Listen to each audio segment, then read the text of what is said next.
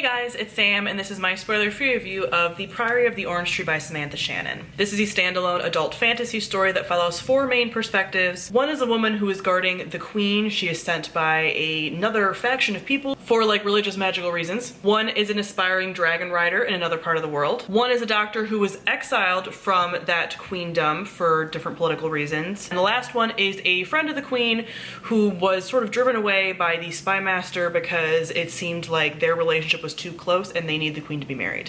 That is a very, very boiled down version because in my wrap up for this month, for last month, I had tried to sort of summarize this and couldn't because it was very challenging to sort of tell you how all these things tie together without getting too far into the plot, because it takes a while before you figure out how they're all tied together and all the details and everything. So just know that there are four main characters, that their plots eventually get tied together and everything kind of goes from there. So first, let's talk about the world building. This world is based fairly heavily around dragons. So there are dragons on the cover, there are dragons mentioned very early.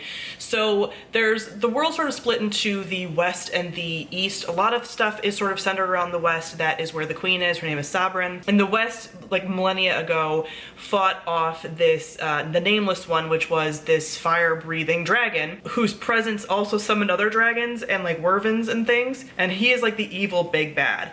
But then in the east, you also have other kinds of dragons who also don't like the nameless one dragon, but they're a different kind of dragon, and you kind of learn this very early, and they revere dragons. And then there are other kind of parts of the world as well who have varying opinions about the dragons and the religion and things. But I really liked this world and the dynamics there, and it's a very fleshed out, like very complex world, again with a lot of these different like political factions and things going on. You have a little bit of everything. You also have a number of different religions. You have the main religion in the west, which is that Sabrin, who is the queen, her bloodline is supposed to be like responsible for holding off the nameless one because she is descended from the saint who supposedly killed the nameless one. And so their religion is all based around this saint and his knights and like virtues and all this stuff. And that's how their religion is based. But then there's other takes on that same religion with a different storyline behind it, and that's really cool because that is how religions work. We have a lot of religions, like Abrahamic religions, all have like the same initial foundation and then branch off from there. So this was very cool as far as how the like religions and like the magic and stuff was set up. And then you have a number of different magics. You have the dragons, you have magic users, you have alchemists and things like that. So you have all of that, and it was just overall very interesting and a very cool world. You do get kind of dropped in at the beginning as far as like the world and the characters and things, but I think the payoff is worth it. There's also a really cool balance of the magical sources as well, which I tend to like. It's not just one kind of magic, but multiple different kinds of magic, and the way that they work and balance and everything is very cool. Next, we'll talk about our characters. I would say mostly all of our character arcs are very satisfying. There are a couple of characters that I feel like could have gotten more time. I'm going to talk about that a little bit more. I talked about it in my wrap up as well. But there were some characters I feel like could have gotten more time. I would say that Ede is probably our main character. Even though we do follow four different perspectives, I think we get the most time with her, and she affects the most things. So I would say that Loth and Tane probably don't get the most time and could have been like slightly more fleshed out, but overall I found that everyone's arcs really satisfying. Even Queen Sabrin, who doesn't have a POV, I feel like even her arc is really well done, even though we're observing her from other characters' perspectives, and the way that she grows from who we are introduced to at the beginning to who we get at the end is really cool. We also do have a sapphic romance in here with the queen and the guard trope thing going on. I will say this book was talked about as being like very gay and very sapphic, and it is, but I would say don't go into this just for the sapphic romance because it's not a major plot point. It gets more major towards the end and becomes more of a major theme like interwoven, but I wouldn't say if you want like this sapphic romance fix, this is necessarily going to be it.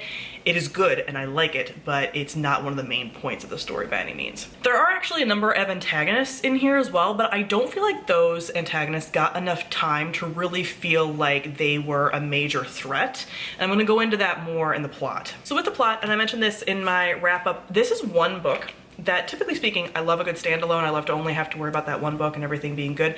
This could have been multiple books. This could have been 2 to 3, and I think this would have helped a number of things for me. One, like I said, this world is very complex, and I feel like we could have gotten even more time in it. There were a couple of paragraphs that I remember reading, and these were later on in the book, so I'm not going to go into it, but I remember reading them and being like, this could have been multiple chapters in another book. you know, if we had more time. A lot of stuff was sort of skimmed over, not in a way that was completely like brushing it aside, but there were definitely some things that I'm like, wow, we could have really spent more time on that. Part of that being some of the characters, part of that being some of the antagonists. This book is almost split up anyway into like multiple parts and sort of has breaks there. And I think those could have been like multiple books, you know, again, even possibly 2, because there are multiple different antagonists, and I feel like their stuff gets resolved a little bit too quickly, and that they could have been antagonists for like a whole book instead of just like this one. Also, I will say that pacing wise, this was like a slightly slower start because of like the world building, sort of like throwing you in and not really knowing how everything connects, but I do think that does pay off ultimately in the end. There is a lot more action towards the middle and end. But ultimately, even with some of these like sort of complaints about feeling like I needed more time and things, I really loved these characters. I really enjoy this world, and I found the plot overall very engaging. Even though I was in a pretty big reading slump and still am while reading this book, I still wanted to read it. I still enjoyed my time with it, and especially towards like the middle and end, I really was reading it in like huge chunks because I wanted to know what was going on.